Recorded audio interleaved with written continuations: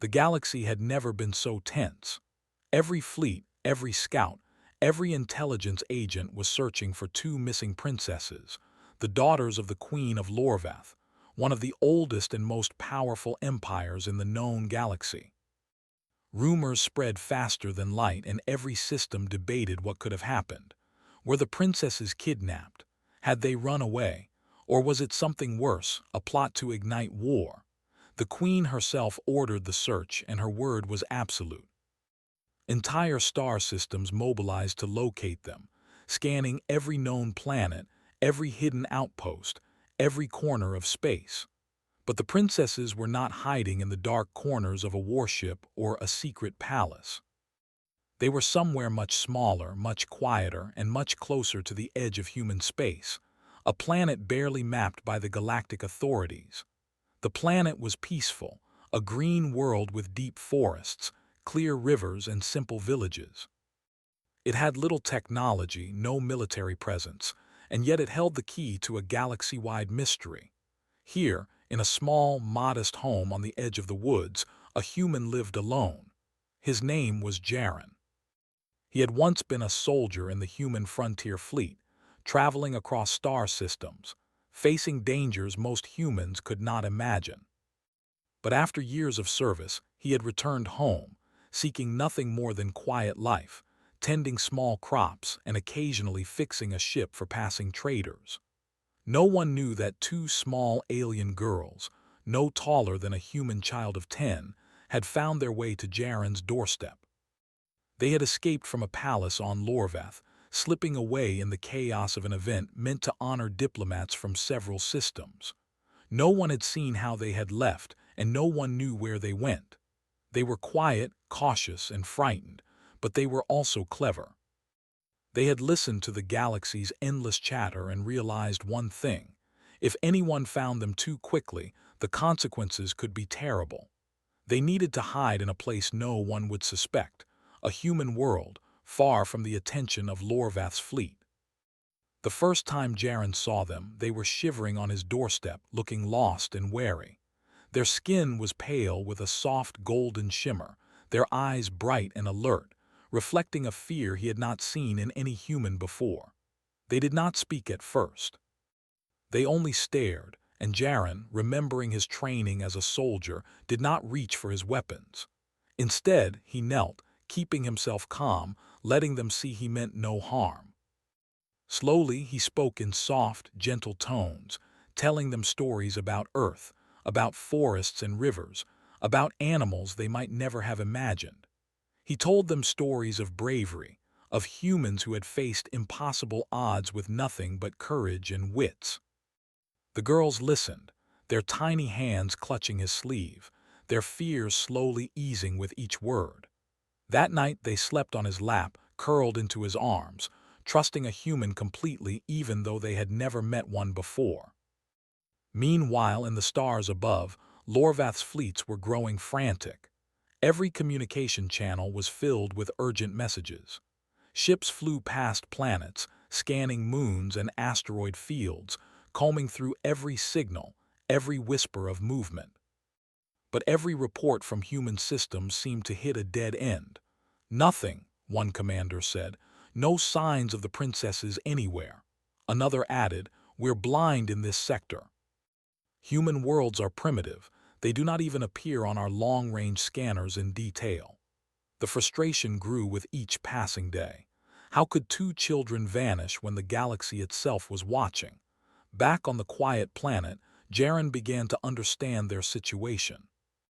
The girls were not just lost, they were royal. He did not know the full weight of their lineage, only that something in their eyes, the way they spoke to each other and reacted to the world, made him realize they were special. One evening, as the sun dipped behind the hills and painted the sky in streaks of pink and orange, the younger girl, Lyra, whispered, "Will they find us?" Her voice trembled, and she looked at him with eyes wide as planets. Jaren held her close. "If they do," he said, "they will find you safe, and if they don't, we will make our own way, together." The older sister, Sira, was more cautious. She had seen the way humans acted in history recordings studied by Lorvath's diplomats. "We cannot trust anyone," she said quietly. "They will not understand. They will try to bring us back." Jaren nodded, understanding her fear. He had faced countless enemies in his life, but he had never felt the weight of responsibility like this. These were not soldiers, not even trained like humans. They were children, princesses, who needed protection from an empire that could overwhelm almost anything. Yet in his heart he felt a strange certainty. He could protect them. Days passed. The girls learned more about Jaren's world than they had ever imagined. He taught them how to tend a small garden, how to catch fish in the river, how to find shelter in the forest. And they, in turn, taught him about their culture, their planet, their people. They spoke of Lorvath's great cities, of floating towers and streets that moved on light. They spoke of politics, of responsibilities, of a world of expectation that Jaren could hardly imagine. He listened carefully, marveling at their intelligence, their courage, and their curiosity. Every story, every shared secret brought them closer. And each night they returned to his lap, finding comfort in a presence that was steady and warm, a human who offered safety without expectation. But the galaxy was relentless. Sensors on distant ships picked up tiny anomalies in this quiet sector, signals that hinted at something unusual. An alien scout reported, "There is a human settlement here. Signals are faint, but I think there are others." The Lorvath fleet commander's eyes narrowed. "Others?" "Explain," the scout hesitated. "Possibly young ones, alien but small, I cannot be certain." Orders were given immediately. Ships altered their courses, closing in on the planet. The search was no longer a matter of speculation. It was about to reach the place where the princesses were hiding. One evening, as Jaren sat with the girls, he noticed a flicker in the sky, distant ships, their lights piercing the darkness. He did not panic. Instead, he whispered, "It is time we prepare." The girls looked at him, their eyes full of fear and trust. "Will they take us?" Lyra asked. He shook his head. "Not if we stay smart, we move quietly, we stay unseen. And if we must speak, we speak only truths they cannot deny." Sira, always more cautious, nodded slowly. She trusted him not blindly but because he had never shown her harm. The night grew deeper. Jaren guided them through forests, across rivers, and into hidden caves that only he knew.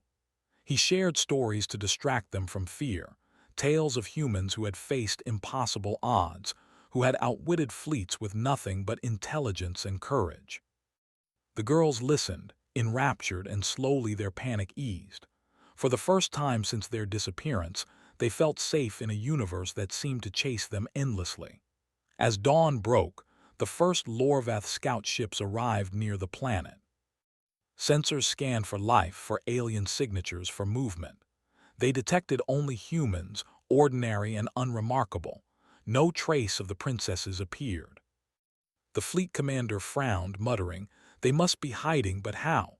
Meanwhile, Jaren led the girls back to their small home, the sun rising behind them in golden light. "No one will find you here," he said softly. "Not yet. Not until you are ready." The girls smiled faintly, their trust deepening. For all the galaxy's search, all its fleets and sensors, the truth was simple. They were safe in a human's lap, listening to stories, learning what it meant to feel calm and protected in a chaotic universe. And for the first time in many days, the girls slept soundly, curled up with Jaren, unaware of the danger that circled above, unaware of the eyes watching, unaware that the galaxy's most powerful empires would soon have to reconsider everything they thought they knew about. Humans. Because humans, Jaren knew, were capable of more than strength or weapons. They were capable of something far rarer: trust, empathy, and quiet courage that could hold two princesses safe in a galaxy of war. The morning sky was pale, the sun just beginning to rise over Jaren's quiet planet. The forest whispered around them, alive with the soft sounds of birds and rustling leaves. For a moment, it felt as if the galaxy itself had paused, giving them a fragile window of peace. But above, beyond the atmosphere, Lorvath's fleet had detected anomalies. Small alien signals, tiny, almost imperceptible, had triggered the attention of their scouts. The fleet commander was growing impatient. "They cannot hide forever," he said. "Even a small human planet cannot conceal the daughters of the Queen." Back on the ground, Jaren had spent the night planning, his mind working like a clock. The girls were awake, rubbing their eyes, still clinging to the comfort of yesterday's warmth. Lyra looked at him with wide, innocent eyes. "Do you think they will come here?" she asked, her voice trembling. Jaren knelt down, meeting her gaze. "They might," he said softly. "But even if they do, they will not find you unless you want to be found." Sira, older and wiser in many ways, stepped forward. "We cannot hide forever," she said. "Our world will come searching, and if they find us before we are ready—" Her voice trailed off. Jaren shook his head, placing a hand on her shoulder. "We have time," he said. "Time to be safe, time to understand, and time to decide what we want. The galaxy will always rush, always demand, but we can move at our own pace." The day passed quietly. Jaren taught the girls more about his world, and they began to adapt. They learned how to walk silently through the forest, how to identify safe plants and water, how to sense danger without seeing it. But they also began to teach him, in their soft, musical voices, about Lorvath's culture, its rules, and its strange, complex customs. Jaren listened with fascination. He had faced enemies across galaxies, but he had never encountered a civilization so precise, so rigid, and so devoted to hierarchy. And yet in these children he saw curiosity, courage, and a spark of defiance that reminded him of humanity itself. As the afternoon deepened, faint signals reached the planet. Lorvath's fleet was circling, scanning, moving with precision born of centuries of experience. A scout ship hovered near a distant moon, trying to pick up the princess's energy signatures. It was close enough that, if they were careless, the fleet would find them in minutes. Jaren noticed the changes in the environment before the girls did, the faint hum of distant engines, the subtle movement in the sky that did not belong to birds or clouds. He did not panic. He had faced far worse. "Stay calm," he whispered to the girls, taking their hands. "No one knows where we are. We are hidden, just trust me." Sira's eyes narrowed. "How can you be so sure?" she asked. Jaren smiled gently. "Because humans have a gift that many species underestimate. We do not rely only on strength or speed. We rely on thought, on creativity, and on empathy. I know this land, these forests, these paths. If they search blindly, they will not find us. And if they approach, we will use our minds, not weapons." The girls watched him, beginning to understand that their safety was not only in his skill, but in the very way he saw the world. Unlike their world, where power was often used to demand obedience, Jaren's world valued patience, observation, and quiet intelligence. By evening, the distant ships had moved closer. The hum of energy shields and the flicker of long-range sensors became noticeable even in the forest. Lyra, who had been unusually quiet, hid behind Jaren's back. "They are coming," she whispered. Her voice was trembling. Jaren knelt, pulling her close. "Do you see them?" he asked. She shook her head. "I only hear them," he nodded. "Good, then we are still safe. If you cannot see them, they cannot see you." The night was falling fast. Jaren led the girls to a small clearing near a river. The water reflected the stars, creating a mirror that doubled the night sky. "Sit here," he said, pointing to a spot where the trees provided cover but did not block the sky. "We will wait, we will watch, and we will learn." For hours they listened. The distant hum of ships grew louder, closer, yet nothing approached the clearing directly. The princesses were beginning to understand something important about humans. Jaren did not need to fight to protect them. He did not need to issue orders or make threats. His mere presence, calm and focused, created safety. As they waited, Jaren began to tell them stories. Not the stories of battles or wars he had fought, but stories of humans who had faced impossible odds with little more than hope and intelligence. He told them about explorers who had crossed vast deserts, scientists who had discovered cures for diseases no one thought possible, and ordinary humans who had risked everything to help strangers. The girls listened with rapt attention, their fear slowly turning into wonder. "Humans are strange," Sira said quietly. "They are not the fastest, not the strongest, but they endure." Lyra nodded. "And they think," she added. "They do not just react. They plan, they imagine, they protect even when there is no reason to." Jaren smiled. "Yes," he said. "That is why humans are dangerous to those who underestimate them. We can surprise anyone, even a fleet of the galaxy's best warriors, not because of our weapons, but because of our minds and our hearts." The distant scouts were beginning to notice the clearing. Sensors picked up faint signs of life, two small alien signatures and one human. The Lorveth commander narrowed his eyes. "There," he said, "do you see? They are here." The scouts moved closer, but the signals remained faint, intermittent. Something about this place seemed to confuse their instruments. Back on the ground, Jaren felt it too. He did not panic, but he understood the stakes. "They are close," he whispered. "But we have time. We must stay calm, stay quiet, and not panic. Fear will betray us, but thought will protect us." The girls nodded. They trusted him. They had no choice, and yet their instinct was right. They felt safer with him than they had with anyone else in the galaxy. Hours passed. The fleet continued its search, scanning endlessly, yet never finding the princesses. Meanwhile, Jaren led the girls deeper into the forest, guiding them to hidden caves he had discovered long ago.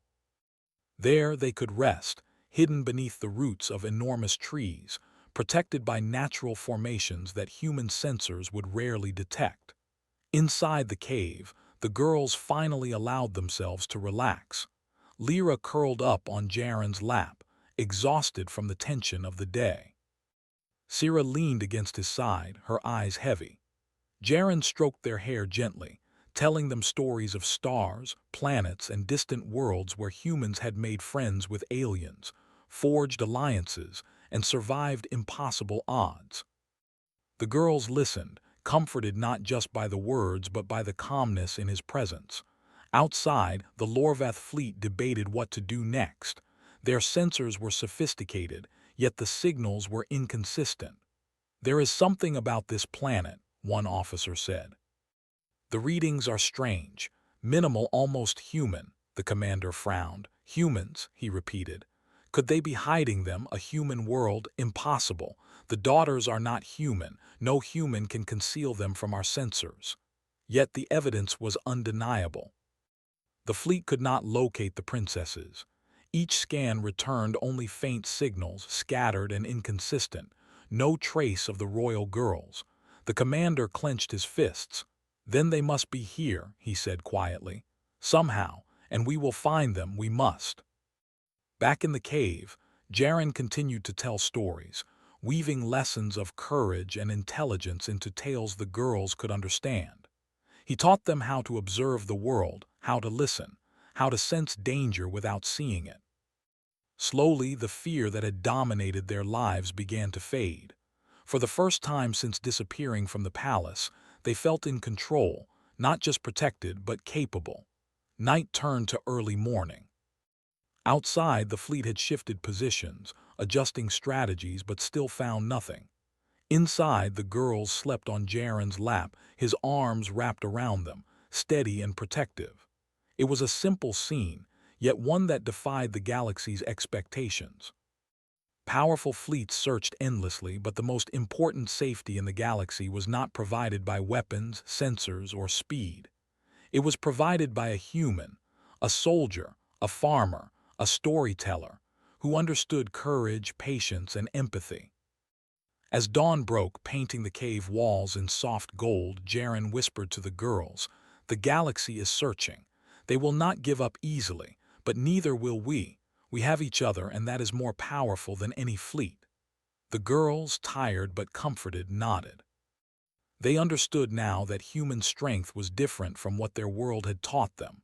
It was not in ships or armies, but in presence, intelligence, and the quiet courage to protect what mattered most. The day ahead would bring new challenges. Scouts would continue their search. Decisions would need to be made about trust, about alliances, and about what it truly meant to be safe in a galaxy full of power and fear. But in that moment, in the quiet warmth of a human's care, the princesses felt something neither they nor the galaxy had anticipated: peace. And it was this peace, this quiet trust, that would become their greatest weapon in the days to come. The Lorvath fleet had been circling the planet for days, their scanners probing every inch of terrain, every hidden valley, every shadowed forest. Yet they had found nothing. Not because the princesses were clever, not solely because Jaren was skilled, but because the human had a gift the fleet could not measure, a mind that understood subtlety, empathy, and human ingenuity. Inside the cave, the girls woke to the soft light of dawn. Lyra stretched her small limbs and blinked sleepily, her golden eyes reflecting the early sun. Sira, always alert, had been watching the entrance, sensing the faint vibrations of the ground as the distant fleet shifted above. Both girls had learned more than survival in the last few days. They had begun to understand a different kind of strength, one rooted not in power or fear, but in trust, patience, and quiet courage. Jaren rose, stretching his own shoulders and looking out the cave opening. The forest was calm, deceptively calm, while above, the distant hum of engines hinted at the relentless search. "They are still looking," he said softly, almost to himself. Lyra scrambled onto his lap, seeking comfort, while Sira stayed close, her small hand gripping his arm. "Do you think they will find us today?" Lyra asked, her voice small. Jaren shook his head. "Not if we stay smart," he said. "We have time to think, to move, and to choose our path." The day passed with careful observation. Jaren guided the girls through the forest, teaching them to read subtle signs of movement, the rustle of leaves, the ripple of water, the shadow of wings passing overhead. He taught them not to hide in fear, but to move with purpose, to anticipate danger, to stay one step ahead. For the first time, they began to feel in control. They were not simply fleeing, they were learning, adapting, and even planning. By mid-afternoon, the distant fleet made its first direct attempt. Scouts approached closer than ever, scanning with intensity. On the planet's surface, nothing seemed unusual. The humans and the girls moved silently, avoiding paths that could leave traces. The princesses watched Jaren carefully, learning his techniques, learning to anticipate problems, and learning to rely on instinct guided by logic. "They are like predators," Sira whispered, "but they cannot see the forest like you do. They cannot think like you do." Jaren smiled faintly. "Exactly, and that is why we survive, not because we are strong, but because we understand." The scouts continued to search, moving through the trees and valleys, yet the human and his charges remained hidden. Jaren knew the fleet's patterns. He could anticipate their movements, predicting which routes they would take and when. Every step was calculated, every pause intentional. The girls followed him, learning to move with grace and caution, understanding that survival required observation, not confrontation. As evening fell, the girls were allowed a small reprieve. Jaren sat with them near a stream, the water reflecting the last rays of the sun. He told them stories again, but this time, the tales were about humans who had faced impossible odds, humans who had used creativity and intelligence to survive in situations far beyond their size or strength. The girls listened, captivated, their fears slowly giving way to awe. "Humans are strange," Sira said thoughtfully. "They are not the fastest or the strongest, yet they achieve things no one expects." Lyra nodded. "And they protect those they care about, even when it is dangerous." Jaren put a hand on each of their heads, feeling the warmth of trust. "Yes," he said, "that is why humans can face the galaxy's might and still stand. Courage, intelligence, and care, that is our strength." Night fell fully, and the distant fleet finally began its descent. Sensors had picked up subtle traces of life, the faint energy signatures of the princesses, but the readings were inconsistent. The fleet commander's frustration grew. "They are here," he said, speaking to his officers. "They must be. Keep scanning. They cannot hide forever." Above, the night sky glittered with countless stars, and the human and his charges prepared for the fleet's arrival.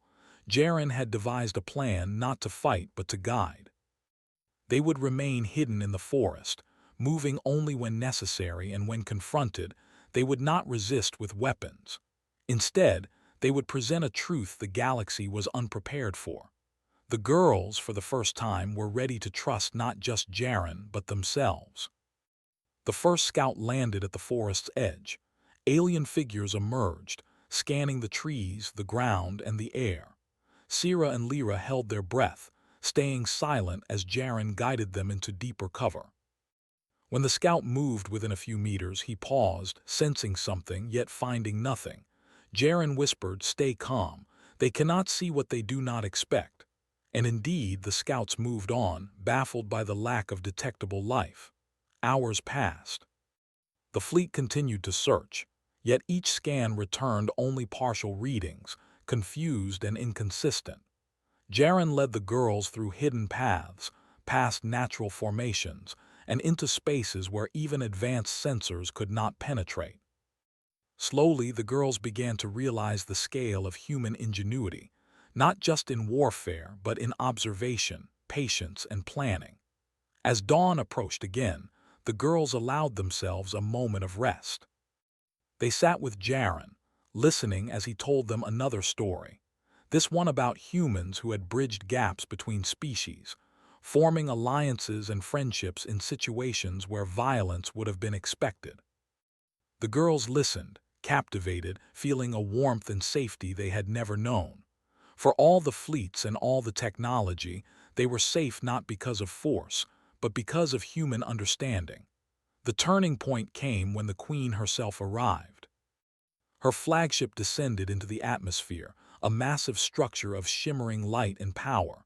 Her voice echoed through communications channels, demanding the immediate return of her daughters. "They are under my protection," she commanded. "No one may harm them. Return them at once." Jaren did not panic.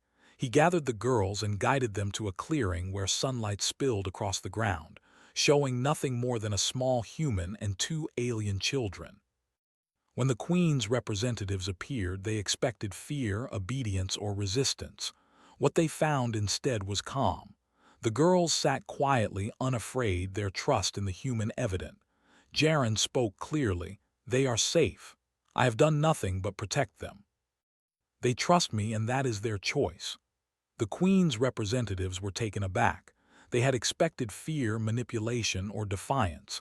Instead, they saw something unquantifiable: trust, respect, and care. Slowly, the Queen herself descended, observing from a distance. Her daughters looked up, smiling softly, showing a confidence she had never seen before. "Mother," Sira said, stepping forward, "we are safe. We have learned. We have been cared for. This human is not a threat." The Queen's eyes widened and she hesitated. She had traveled across the galaxy expecting to reclaim her daughters forcibly, but the truth before her was undeniable. The children were unharmed, happy, and confident. They had learned something invaluable, not from Lorvath's fleets, rules, or teachings, but from a human who had shown them empathy, patience, and courage. Jaren stood quietly, not seeking recognition or reward. He had done nothing extraordinary in the conventional sense. He had only acted as a human should, with thought, care, and courage. And yet, his actions had accomplished something the galaxy had not seen before. The Queen approached cautiously.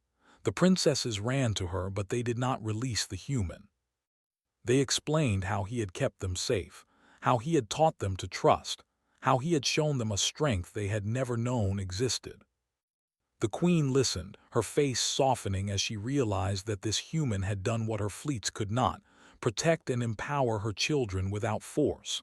"I see now," she said finally. "You are different from what I expected. Jaren nodded humbly. Not different, he said. Just human. We protect what we care about and we think. Sometimes that is enough. The queen, moved by the trust and safety her daughters had experienced, made a decision that would change the galaxy. She acknowledged that humans, often underestimated, were capable of unique strength, strength born not of fleets or weapons, but of courage, intelligence, and empathy. She allowed her daughters to stay for a time, not out of rebellion, but out of understanding. The fleet withdrew, sensors still scanning, still baffled. Across the galaxy, word spread slowly of what had occurred. A human protecting alien royalty not through fear or power, but through presence, patience, and thought. It became a story repeated quietly, a story of human ingenuity and emotional intelligence, inspiring others to see humans not as weak, but as capable of remarkable influence. In the weeks that followed, the girls continued to learn from Jaren. They practiced moving silently, observing carefully, and thinking strategically. But they also learned kindness, patience, and the quiet strength of trust. And when the time came to return to their world, they carried these lessons with them, not as a secret, but as a legacy of what humans could achieve.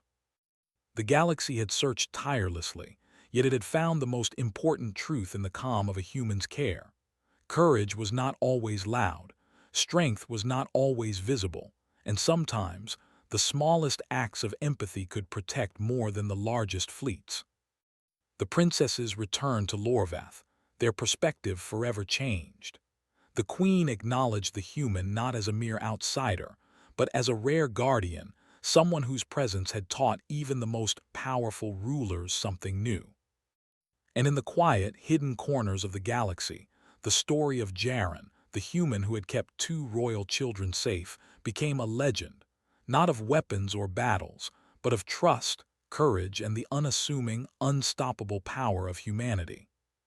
The girls never forgot the hours spent on Jaren's lap, listening to stories, learning to see the world with patience and care. And Jaren, in his quiet home, continued his simple life, knowing that even in the vast, dangerous galaxy, humans could make a difference, not with power but with the heart. The stars above twinkled in silent approval, and the galaxy slowly began to see what humans had always known. Sometimes, the greatest force in the universe is not an army or a fleet. It is a human mind, a human heart, and the courage to protect those who cannot protect themselves.